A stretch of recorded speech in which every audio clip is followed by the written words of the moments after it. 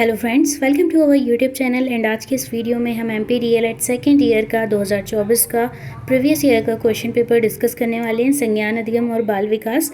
And जितने question हो सकते हैं हम इनके सॉल्यूशन भी देखेंगे। सो वीडियो को एंड तक ज़रूर देखिएगा, बहुत ही इंपॉर्टेंट होने वाले हैं। सारे क्वेश्चंस को एक बार रिवाइज ज़रूर कर लें।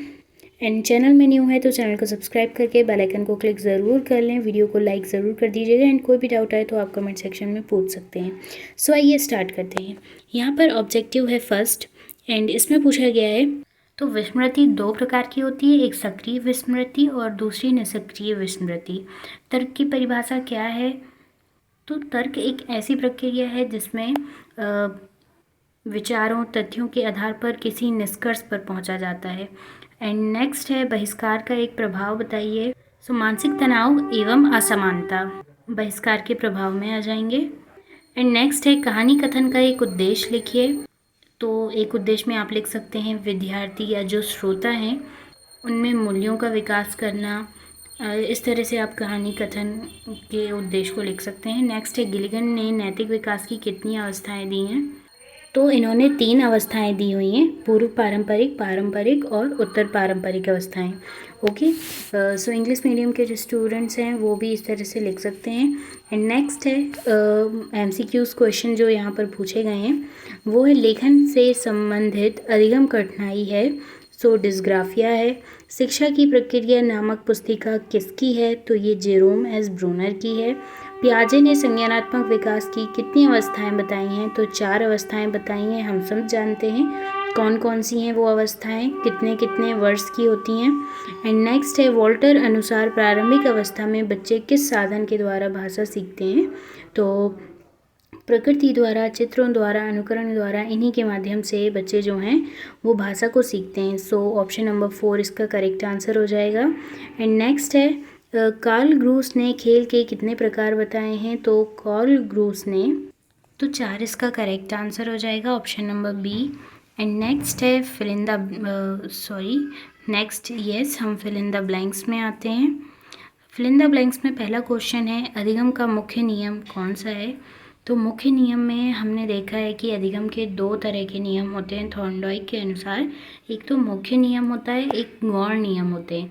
मुख्य नियम के अंदर तत्परता का नियम, अभ्यास का नियम और प्रयास का नियम आ जाते हैं।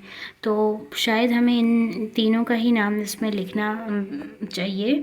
एंड नेक्स्ट है दूरी, दिशा, ऊंचाई, लंबाई, गहराई, आकार आदि के संप्रत्यय को कौन से संप्रत्यय कहते हैं? सो जब भी दूरी, दिशा, ऊंचाई, लंबाई, गहराई, आकार इत्यादि के संप्रत्यय की बात की जाए तो वे स्थानिक संप्रत्यय कहलाते हैं, स्पेशियल संप्रत्यय, है ना। नेक्स्ट है पूर्व संक्रियात्मक अवस्था कब से कब तक की होती है? सो 2 से 7 वर्ष तक की अवस्था पूर्व संक्रियात्मक अवस्था होती है। नेक्स्ट है अनुकरण सिद्धांत किसने दिया था? सो एरिस्टोटल ने इसका सिद्धांत दिया था। नेक्स्ट है कैरोल गिलिगन का जन्म कहाँ हुआ था? तो न्यूयॉर्क में हुआ था। न्यूयॉर्क इसका करेक्ट आंसर हो जाएगा। सो यहाँ पर हमारे सारे ऑब्जेक्टिव्स कवर होते हैं। अब हम आते हैं 2 मार्क्स के क्वेश्चंस में। आपसी तालमेल के साथ खेले जाने वाले खेलों के नाम बताइए। तो ऐसे बहुत से गेम्स हम अपने आसपास देखते हैं जो आपसी तालमेल के साथ खेले जाते हैं, जैसे खो खो हो गया, कबड्डी हो गया, वॉलीबॉल हो गया, ये इसके अंदर आ जाएंगे। ओके, नेक्स्ट है नैतिक व्यवहार किसे कहते हैं? तो इसके अंदर आप इस तरह से लिख सकते हैं कि उन सामाजिक मूल्यों एवं सिद्धांतों का पालन करना जो कि सही या गलत में अंतर करते हैं, या फिर ऐसे व्यवहारों को अपने अंदर लाना जो समाज की दृष्टि से सामाजिक रूप से मूल्यों का और सिद्धांतों का पालन करते हैं, वो नैतिक व्यवहार कहलाता है। तो आप इस तरह से इसकी परिभाषा और बेहतर तरीके से लिख सकते हैं। स्मृति की परिभाषा क्या है? तो हमने बहुत सी संज्ञान अधिगम की आपने यदि फुल क्लास देखी होगी जिसमें हमने कंप्लीट संज्ञान अधिगम को पढ़ा था, उसमें हमने स्मृति को काफ़ी अच्छे तरीके से ब्रॉड वे में डिस्कस किया था। एंड आपको ये स्मृति वाले टॉपिक को बहुत अच्छे से तैयार कर लेना है। इसके प्रकार आपको पता होना चाहिए, विशेषताएं क्या होती हैं, अच्छी स्मृति के क्या विशेषताएं होती हैं, क्या महत्व है इसका, ये सारी चीज़ें आपको पढ़ लेनी है इससे रिलेटेड। जैसे कि नेक्स्ट क्वेश्चन इसी से बन गया कि स्थायी स्मृति किसे कहते हैं। अगर आपको स्मृति के प्रकार अच्छे से पता होगा तो आप इसे भी अच्छे से एक्सप्लेन कर देंगे। नेक्स्ट है सहयोगी अधिगम किसे कहते हैं। एंड नेक्स्ट है समावेशन के दो लाभ बताइए, इंक्लूजन। तो इसमें आप लिख सकते हैं सामाजिक एकता में वृद्धि और आत्मविश्वास एवं कौशलों का विकास इसकी मदद से होता है। तो ये दो लाभ इसमें आप बताइएगा। नेक्स्ट अब हम 3 मार्क्स के क्वेश्चन में आते हैं। यहाँ पर बताया गया है कि श्रवण कौशल को विकसित करने के लिए आवश्यक 3 तत्व लिखिए। तो 3 तत्व में पहला तो आ जाएगा सक्रिय श्रवण या सक्रिय रूप से सुनना। दूसरा आ जाएगा कि गैर मौखिक संकेतों को समझना। और तीसरा आ जाएगा सहानुभूति। ये 3 चीज़ें श्रवण कौशल को विकसित करने के लिए बहुत आवश्यक होती हैं। एंड नेक्स्ट है इसके अथवा का प्रश्न, कहानी कथन का कक्ष में उपयोग लिखिए। तो आपको 3 पॉइंट्स में इसका आंसर देना है, यानी आपको हर एक पॉइंट में इस तरह से व्याख्या करनी है कि वो प्रश्नों के मतलब कि जो प्रश्न पूछना चाह रहे हैं उसका उत्तर पूरी तरह से दे और एक फुलफिलमेंट लगे। एग्ज़ामिनर जब आपकी कॉपी चेक करे तो उसको ऐसा नहीं लगना चाहिए कि कुछ बात रह गई या फिर कुछ अधूरा लिखा है या फिर बहुत ही ओवर नहीं लिखना है। सही शब्दों का प्रयोग करके सही चीज़ों को आपको फुलफिलमेंट अपने आंसर में देनी है। ओके। एंड नेक्स्ट क्वेश्चन है बालकों के खेलों की 3 विशेषताएं लिखिए। तो इन 3 विशेषताओं में आप ये बताइएगा कि खेलों के द्वारा बालकों को किन किन क्षेत्रों में मदद मिलती है। एक तो उनके संज्ञानात्मक और भावनात्मक विकास होता है, सामाजिक सद्भावना का विकास होता है, एक टीम वर्क की भावना का विकास होता है और रचनात्मकता और कल्पनाशीलता के विकास के लिए काफ़ी आवश्यक होते हैं ये। तो हमें आवश्यकताएं नहीं बतानी है, विशेषताएं बतानी है। तो विशेषताएं ही आवश्यकताओं से आती हैं कि क्या इसमें विशेष है। तो आप यही पॉइंट डालेंगे, कल्पनाशीलता एवं रचनात्मकता, सामाजिक और भावनात्मक विकास, संज्ञानात्मक विकास। ओके। नेक्स्ट है कबड्डी के 3 नियम बताइए। तो आप जानते ही होंगे। नेक्स्ट है अधिगम के मुख्य नियम कौन कौन से होते हैं। मुख्य नियम मैंने आपको बताया था 3 होते हैं, तत्परता प्रयास का नियम, तत्परता का नियम और अभ्यास का नियम। इन तीनों को आपको एक्सप्लेन करना है। नेक्स्ट है अधिगम स्थानांतरण क्या होता है। अधिगम स्थानांतरण का मतलब ये होता है कि पहले के हमारे ज्ञान का किसी दूसरे ज्ञान को सीखने में उसकी मदद लेना, यानी कि हमने पहले जो सीखा हुआ है उसकी मदद से जब हम नया ज्ञान सीखते हैं तो उसे अधिगम स्थानांतरण कहते हैं। तो उसी के प्रकारों को यहाँ पर आपको लिखना है कि किन किन प्रकारों से आप अधिगम का स्थानांतरण करते हैं। नेक्स्ट है आगमन तर्क किसे कहते हैं।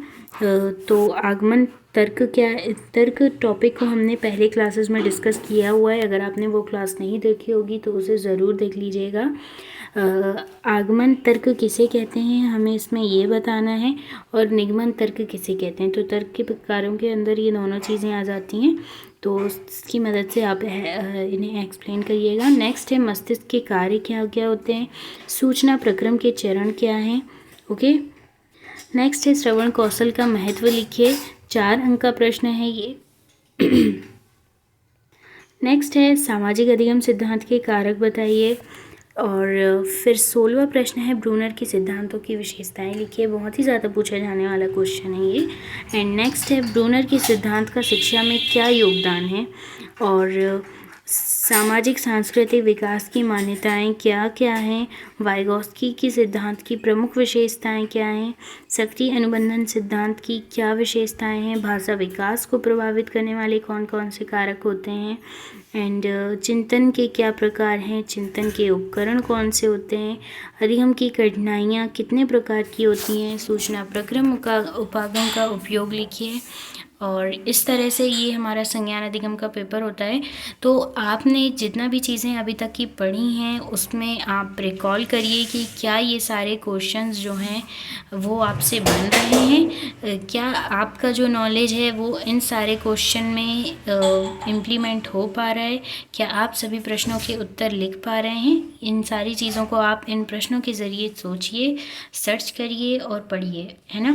आपका पेपर बहुत ही अच्छा जाएगा एंड आपको एक्सपीरियंस भी है कि फ़र्स्ट ईयर में आपने किस तरह से लिखकर आया था, कहाँ आपसे गलतियाँ हो रही थी, कहाँ सुधार किया जा सकता है, ये सारी चीज़ें आपने एनालाइज़ कर ही ली होंगी। एंड फर्स्ट ईयर में जो जो आपने गलतियाँ की थी उसको रिपीट ना करें और उनमें सुधार करें और कल के पेपर को बेहतर बनाइए। एंड अगर आपको ऐसा लगता है कि आपने कुछ भी नहीं पढ़ा है एंड समझ में नहीं आ रहा है क्या पढ़ें, तो आप शांति के साथ सारे PYQs को सॉल्व कर लीजिए 2-3 साल के, तो आपका पेपर बहुत अच्छा जाएगा। क्योंकि मोस्टली चीज़ें प्रीवियस ईयर के क्वेश्चन पेपर से ही रिपीट होती हैं, एक ही 2 चीज़ें हैं जो नई नई पूछ ली जाती हैं।